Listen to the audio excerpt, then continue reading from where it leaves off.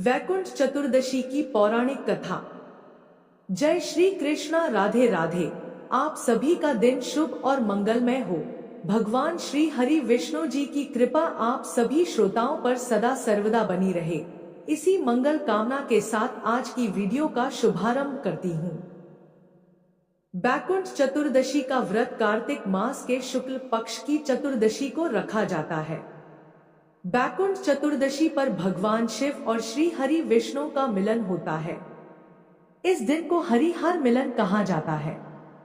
इस मिलन पर दोनों ही भगवान को एक दूसरे की पसंद की वस्तुएं अर्पित की जाती हैं। भगवान शिव और विष्णु जी की एक साथ वैकुंठ चतुर्दशी पर पूजा होती है। इस दिन दिवाली की तरह दोनों ही देवताओं के मिलन का उत्सव मनाया जाता है। पूरे मास में जिन्हें कार्तिक स्नान करने का अवसर नहीं मिलता, वे एकादशी से पूर्णिमा तक स्नान करके चतुर्दशी भी मनाते हैं। इस दिन उपवास करके तारों की छाव में नदी के तट पर 14 दीपक जलाने का विधान है। वैकुंठ वासी भगवान श्री हरि विष्णु जी को स्नान कराकर विधिवत उनका पूजन करें, भोग लगाएं, तत्पश्चात कथा को पढ़े या सुने, फिर भोग लगे प्रसाद को भक्तों में बांट दें। इस व्रत को करने से मनुष्य सभी बंधनों से मुक्त हो जाता है और उसे वैकुंठ धाम की प्राप्ति होती है। शास्त्रों में कहा गया है कि आज के दिन जो भी भक्त 1000 कमलों से भगवान विष्णु का पूजन करते हैं, वे मनुष्य भव बंधनों से मुक्त होकर वैकुंठ धाम को जाते हैं। अब आइए श्रवण करते हैं वैकुंठ चतुर्दशी की पौराणिक कथा। सतयुग में कार्तिक शुक्ल चतुर्दशी के दिन वैकुंठ के अधिपति भगवान विष्णु वैकुंठ से वाराणसी आए।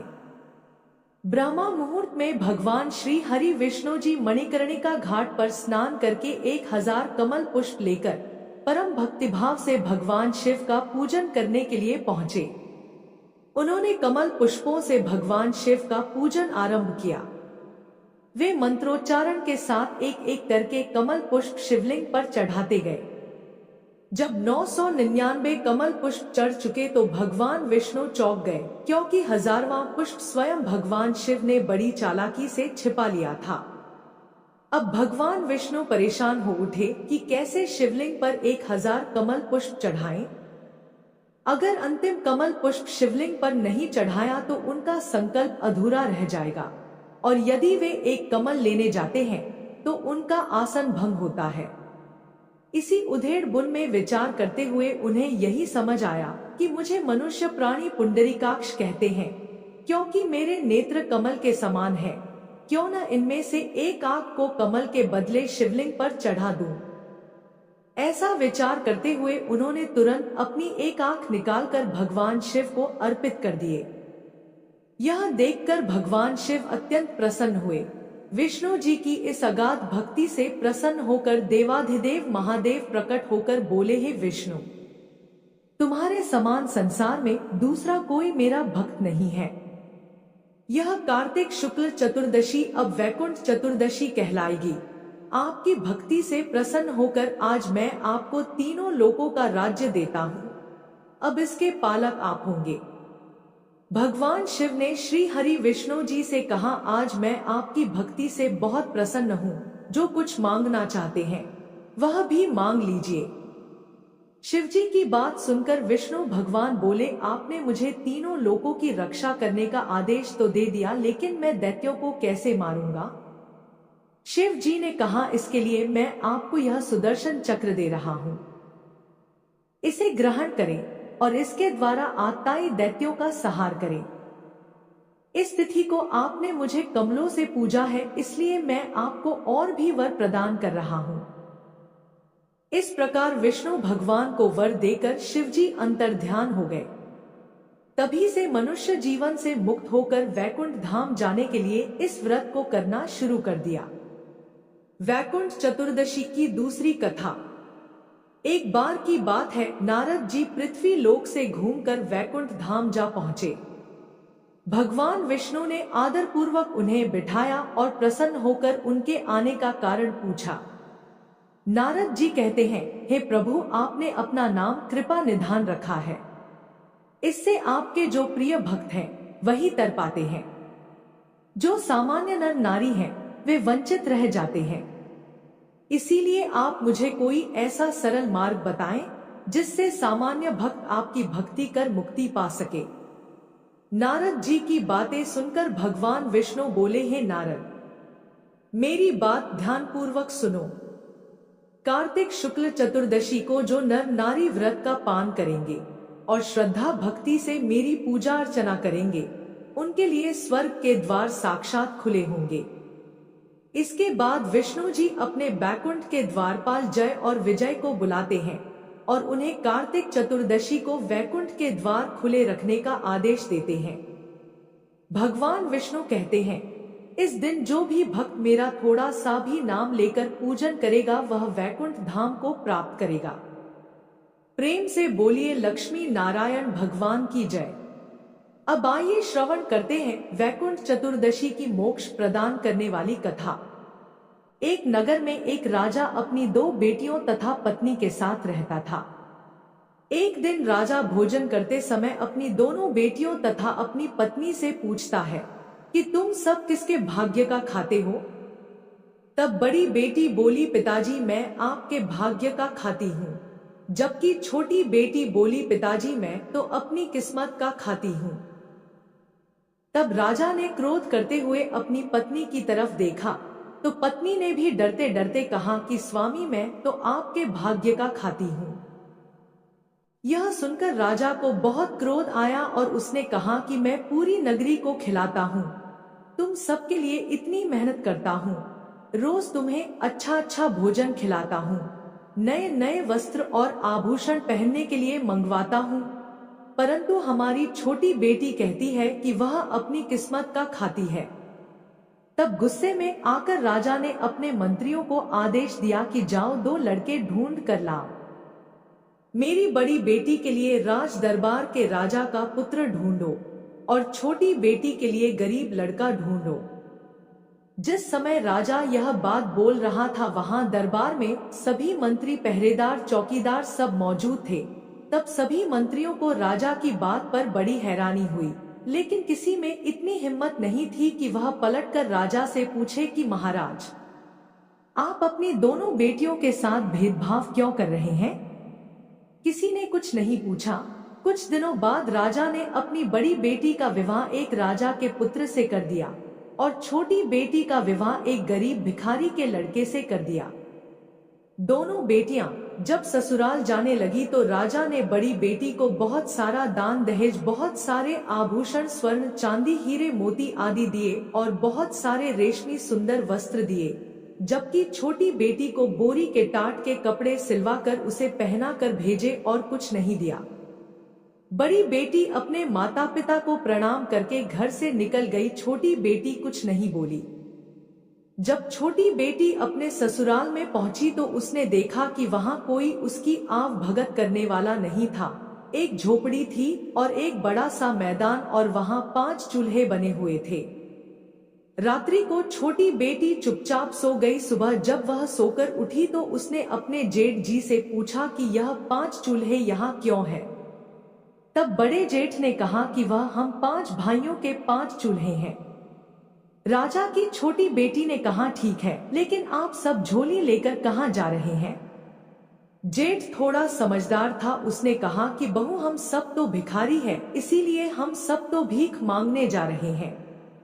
जेठ ने कहा, बहू तुम तो बहुत पैसे वाले राजा की बेटी हो, तुम्हारे मंत्री ने एक रात्रि को जबरदस्ती मेरे 5वें छोटे भाई को पकड़कर तुम्हारे साथ ब्याह करवा दिया।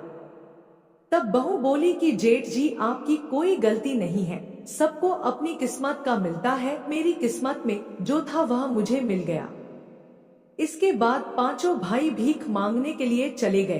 पीछे से बहू ने पूरे घर की साफ सफाई करी, पूरे घर को गोबर से लीप कर आंगन को लीपी। इसके बाद बड़े जेठ के चूल्हे को छोड़कर सभी के चूल्हे वहां से हटा दिए। शाम को जब 5 भाई आए और घर को साफ सुथरा देखा तथा 4 चूल्हे हटे हुए देखे तो 4 छोटे भाइयों को बहुत क्रोध आया। उन्होंने कहा, हमारे चूल्हे कहाँ गए? तब नई बहू बोली कि आज से हम एक ही चूल्हे पर भोजन बनाएंगे, मैं खाना बनाऊंगी और आप सब खाएंगे। यह सुनकर सबको बहुत अच्छा लगा। तब बहू ने कहा कि पहले आप सब नदी पर जाकर नहा धो लें, उसके बाद आते समय ठाकुर जी के मंदिर में दर्शन करके आना। यह सुनकर छोटे चारों भाइयों को बड़ा क्रोध आया, लेकिन जेठ थोड़ा समझदार था। उसने कहा जैसा बहू कह रही है हम सब वैसा ही करेंगे। आज से पहले कभी भी पांचों भाई नहाए नहीं थे। चारों भाइयों ने नहाने के लिए मना किया, लेकिन बड़ा भाई समझदार था। उसने कहा जैसा बहू कह रही है हम सब वैसा ही करेंगे।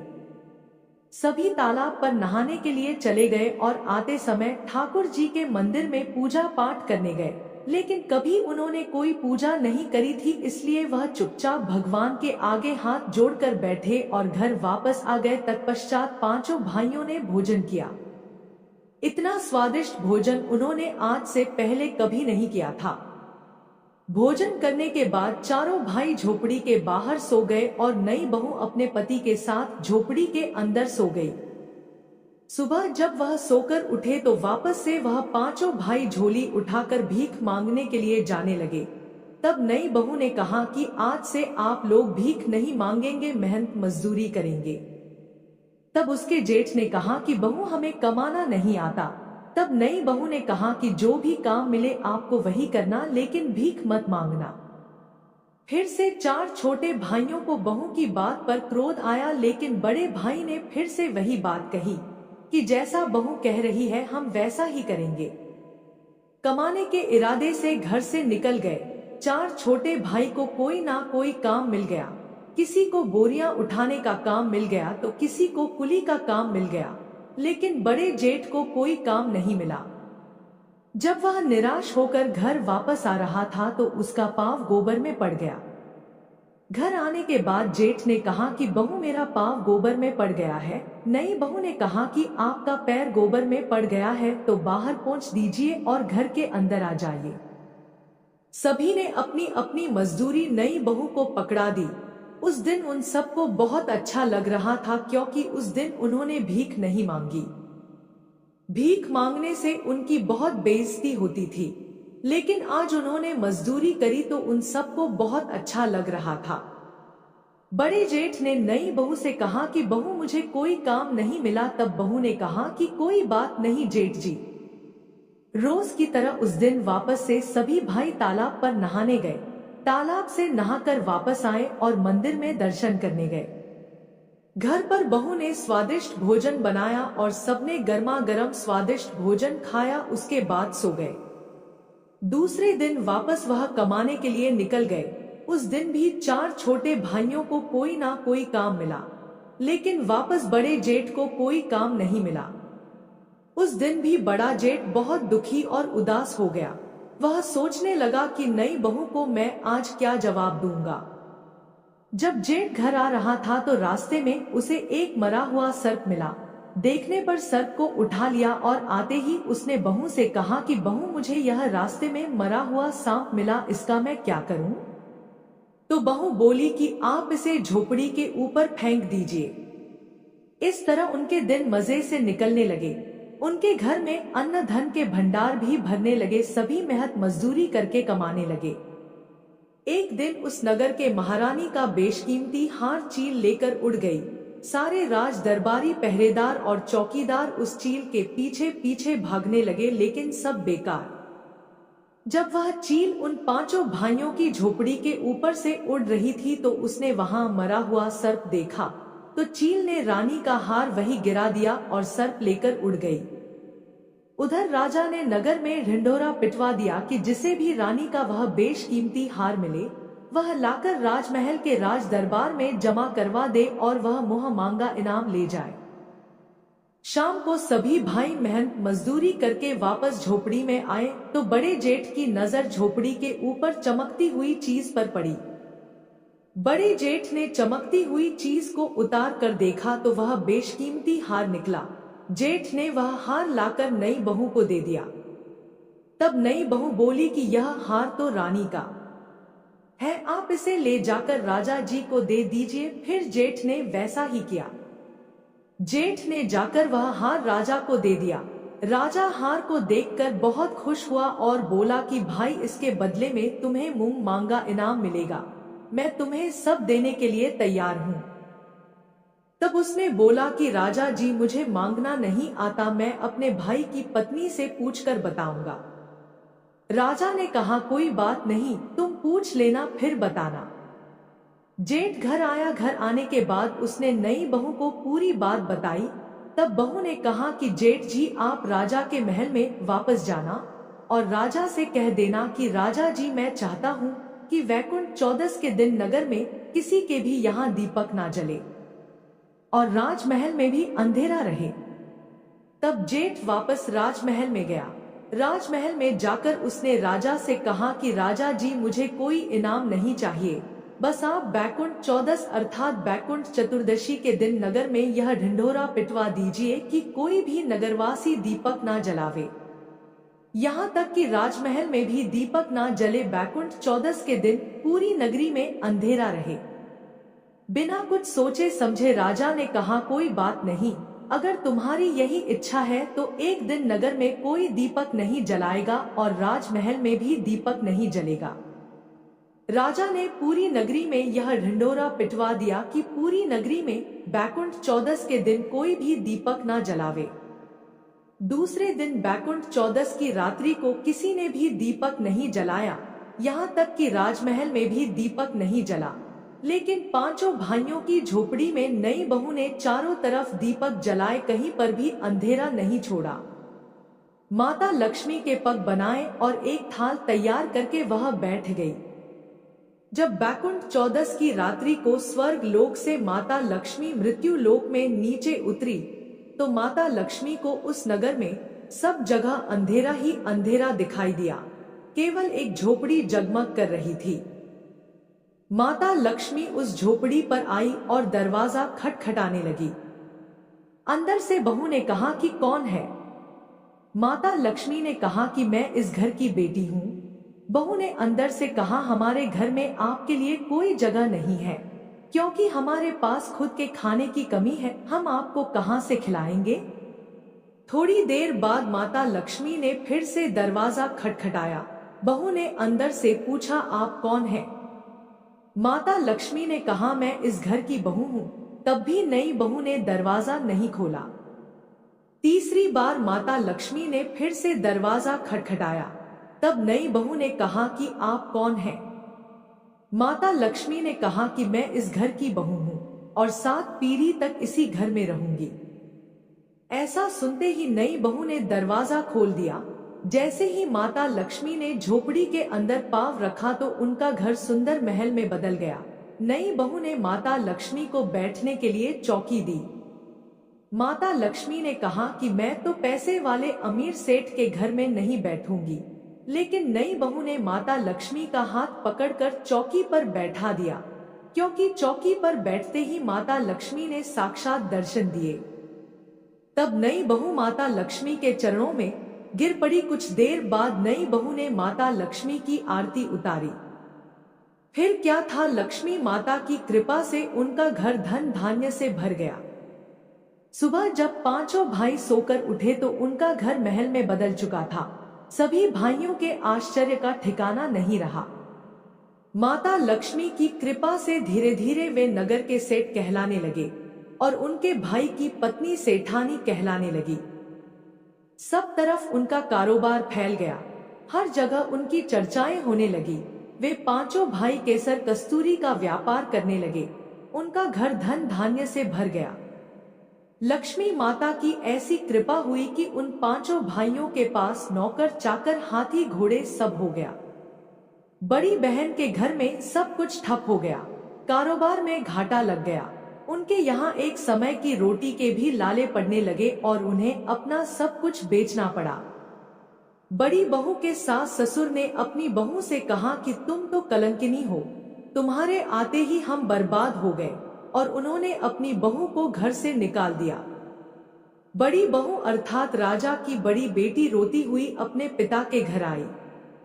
अपनी प्यारी लाडली बेटी की ऐसी हालत जब राजा ने देखी तो राजा बहुत दुखी हुए और राजा ने अपनी बड़ी बेटी से सारा हाल पूछा। बड़ी बेटी ने रोते रोते अपना सारा हाल अपने पिता को कह सुनाया। तब राजा ने मन ही मन सोचा कि मैं अपनी बड़ी बेटी के लिए इतना देखभाल करके घर वर ढूंढा था, इसकी ऐसी हालत है तो छोटी बेटी की क्या हालत होगी। पता नहीं वह जिंदा भी होगी या नहीं। अपनी छोटी बेटी के गांव में उसका हालचाल पता करने के लिए राजा निकल पड़े। तब राजा ने एक व्यापारी का वेश बनाया और केसर कस्तूरी बेचने के लिए अपनी छोटी बेटी के गांव में पहुंच गया।